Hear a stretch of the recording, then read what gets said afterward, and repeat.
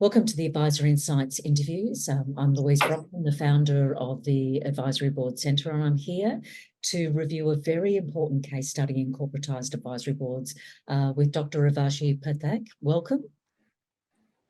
Thanks, Louise. Excited to be here. And me too. And Doug Smith, welcome. Thank you, Louise. Thank you for the opportunity.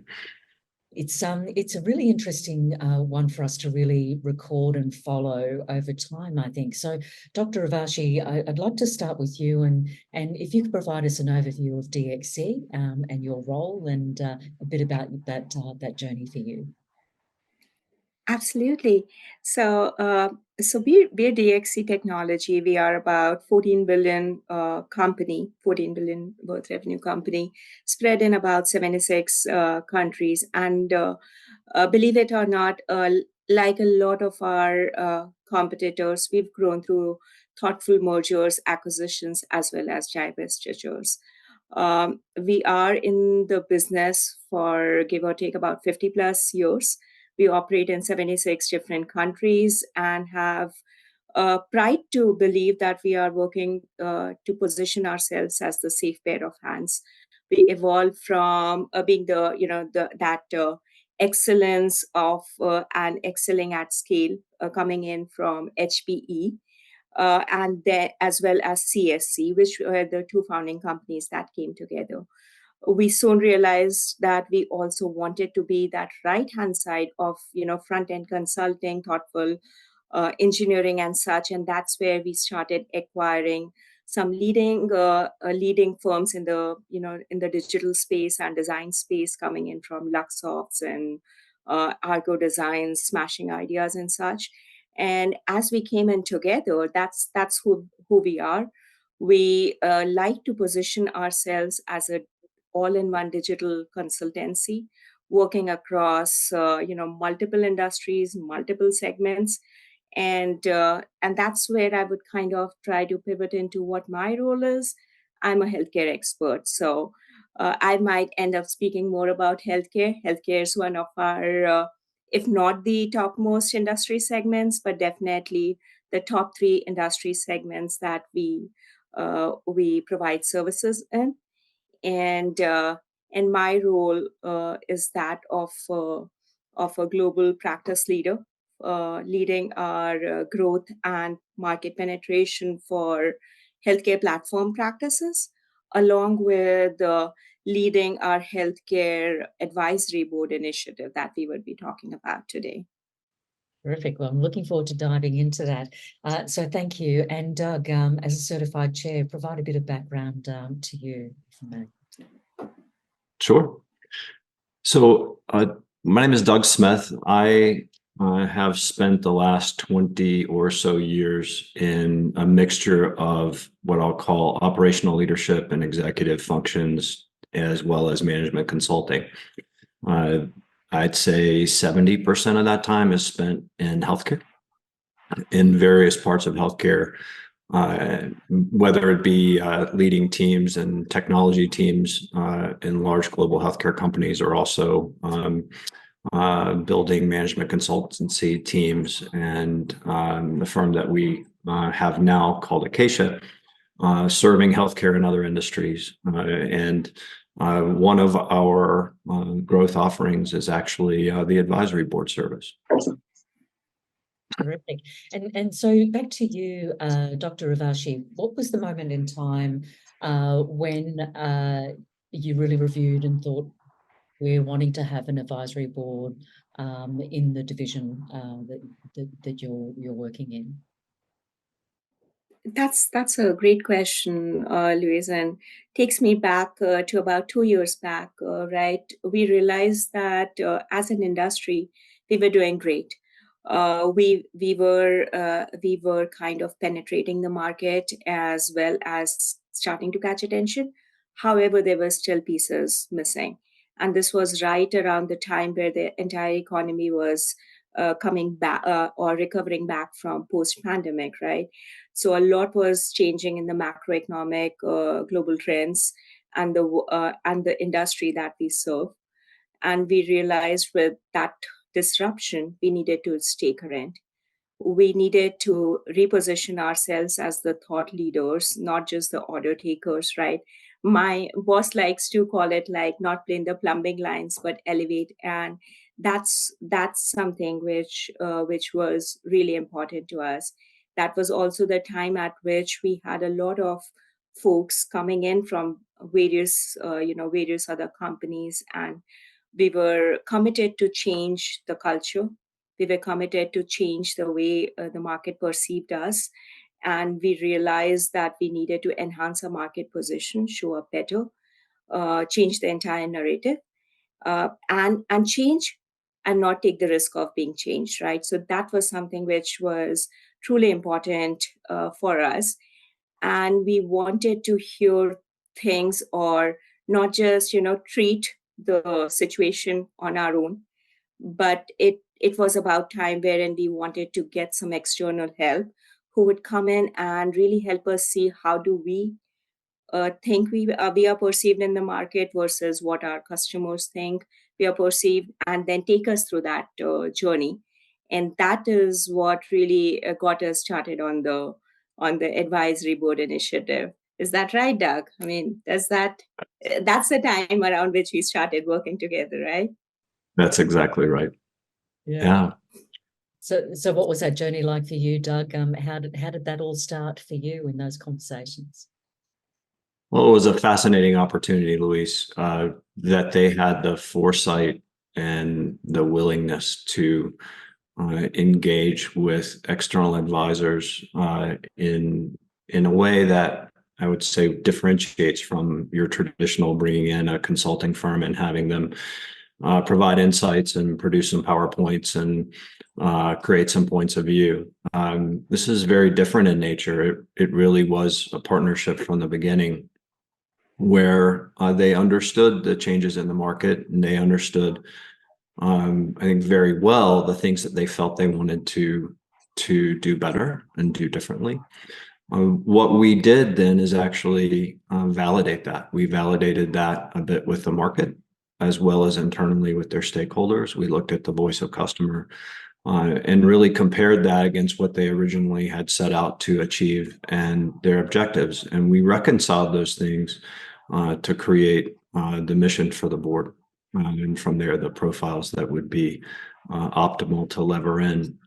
So yeah, it was and continues to be a great partnership with an anchored in transparency. And I think that's a key tenet whenever you engage in something like this. So what was the starting point for you, Doug? What was really important for you in, I guess, scoping out that establishment phase? And then Dr. Urvashi, I'll go to you to talk about, how you were able to then prioritize what was important for you. Yeah, I think back to that really understanding of where they were and where they thought they were and where they really were and where they wanted to be. And it was really important to me that they were willing to allow us to validate that. And so rather than just assume, and we collectively start down the road and the path of this is what you need, I think it's important to take a minute and validate that. And that process was revealing, I think, in many ways, and it helped shape the way in which we established, again, the mission, as well as the types of profiles and people that we would want as advisors, the size of it, and the way that we would govern it, and the way that we would set measures against it.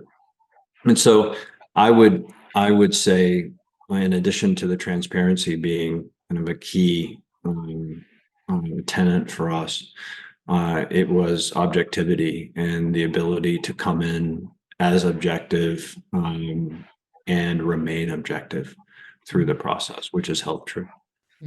So, Doug, you're really well aware of the best practice framework around clarity of scope, structure, and discipline and measurement. independence and fit for purpose. So that role of independence in your role as a chair, how important was that in that initial sort of scoping process for you? Incredibly important. To be honest, it wasn't difficult, right, with their culture to maintain independence. They are very open and collaborative. The independent thinking was encouraged and well received, and I think that was of those tenets that you mentioned, probably one of the most important. Yeah, for sure. I love the principles that the Advisory Board Center has put together, and they really did guide every aspect of our engagement with them and continue to do so. And the structure that that is sort of established in the great work, Luis, that you and the whole community have done to put into that, really makes the process straightforward. There's not a great deal of ambiguity with it. I think there's a great deal of value with that for us and for our clients. And the clarity of scope, the ability to charter this thing up front with clear goals and objectives really is a differentiator. And as we talk to others about this type of service, one of the key differentiators between, I think, traditional advice and in any form is that it doesn't always have these characteristics and principles.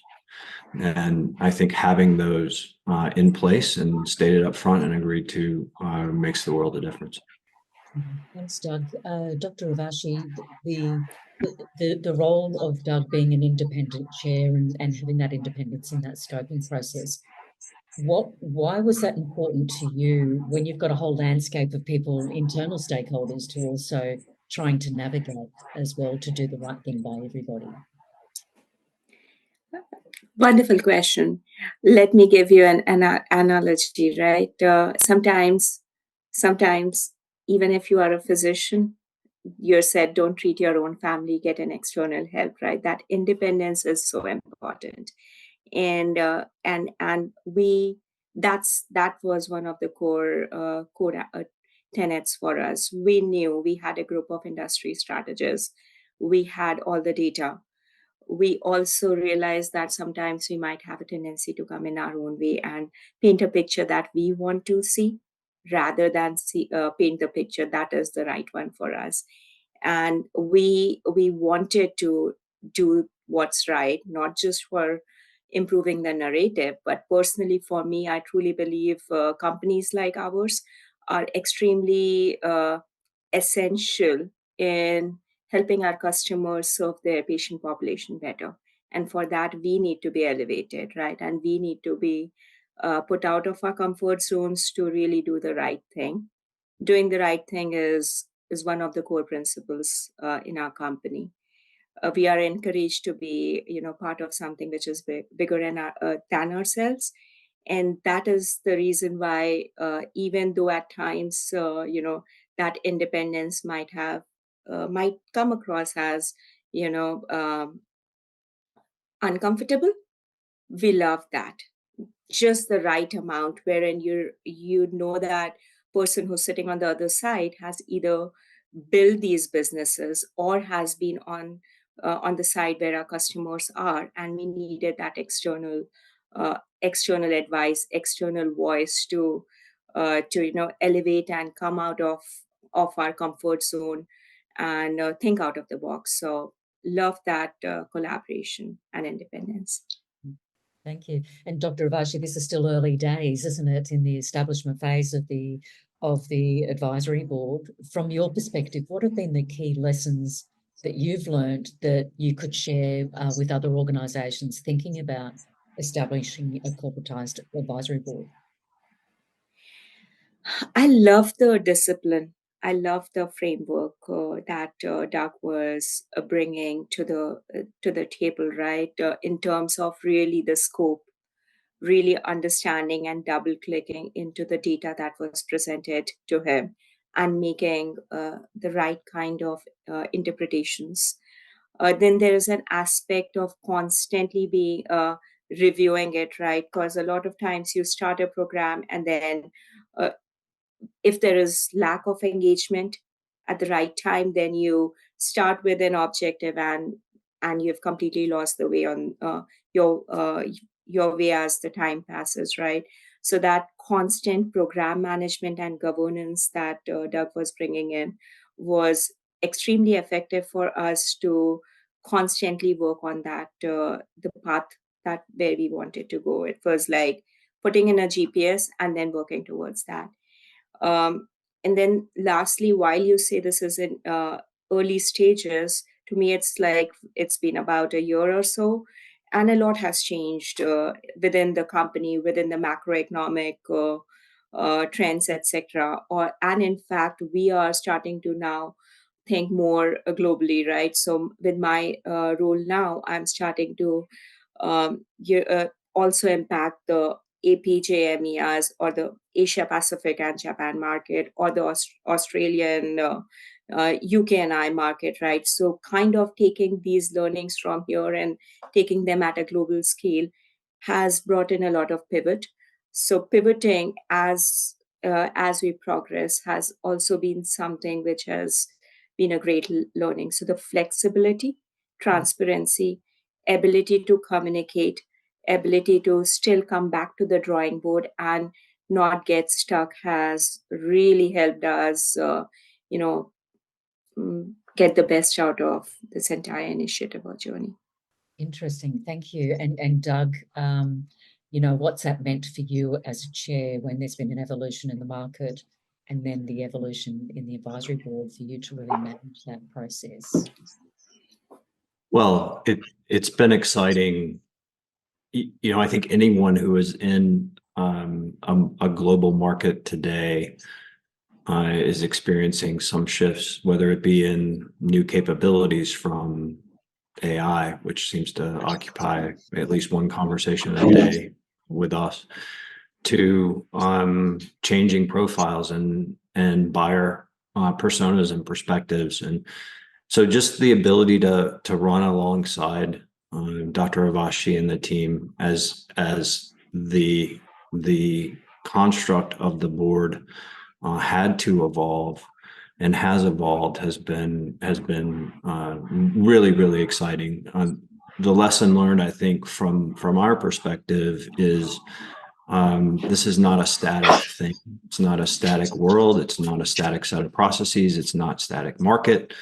And you have to be ready for that. And so you design for a governance system and a board, a set of personas and personalities that can still be effective in that environment. It's not just limited to global system integrators like DXC, right? I think it's our firm. It's pretty much every firm. So it's been exciting. It's been a great experience for me personally and professionally as well. Dr. Urvashi, it really sounds like with that establishment phase, when you're looking at that change in the evolution of the market and the evolution of the advisory board mandate itself around thought leadership hadn't changed, but the size of the market had. Do you want to just maybe dive into that for me? Absolutely, Louise. So as we evolved through the journey, we realized that while we would stick to the thought leadership in the healthcare space, right, there was actually so much more that could be impacted across the globe, and we were starting to see a lot of market market warming up in the Asia Pacific, Japan, Australia market segments, or the Middle East, as well as the UK and I, right? And that's where we were like, hey, if it is working so well on the North America side, right, where we are starting to get traction, let us take it even a step further. So stick to the healthcare industry segment, but let's expand it beyond, and that's the pivot that we took, and which obviously when it as it relates to the advisory board, it meant that when we go to the public sector, right? The revenue and the finance aspects are pretty different, and that's where the profiles that we were thinking of for the advisors who would be part of this journey had to change. So that was a pivot and the change that we went through. It's interesting. So Doug, we talk about advisory boards being a thinking system, but there's a whole lot of thinking to go into what that thinking system is, and be really open to changes of the scope of that advisory board structure in the establishment phase itself. Absolutely. And this thinking system concept is a fascinating one, right?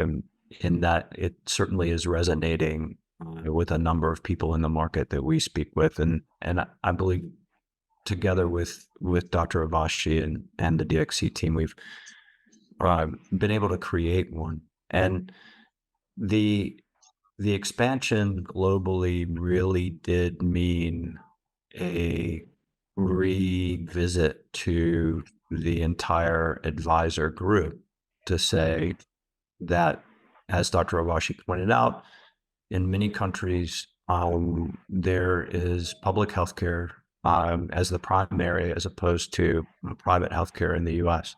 The dynamics are very different globally than they are in the U.S.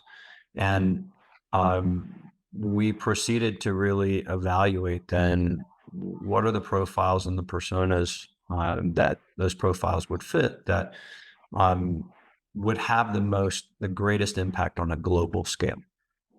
And as we wrap up this beginning phase of establishment, we really are hyper-focused on ensuring that the profiles are able to meet what I'll call very aggressive and yet achievable goals in growth for Dr. Urvashi's portfolio.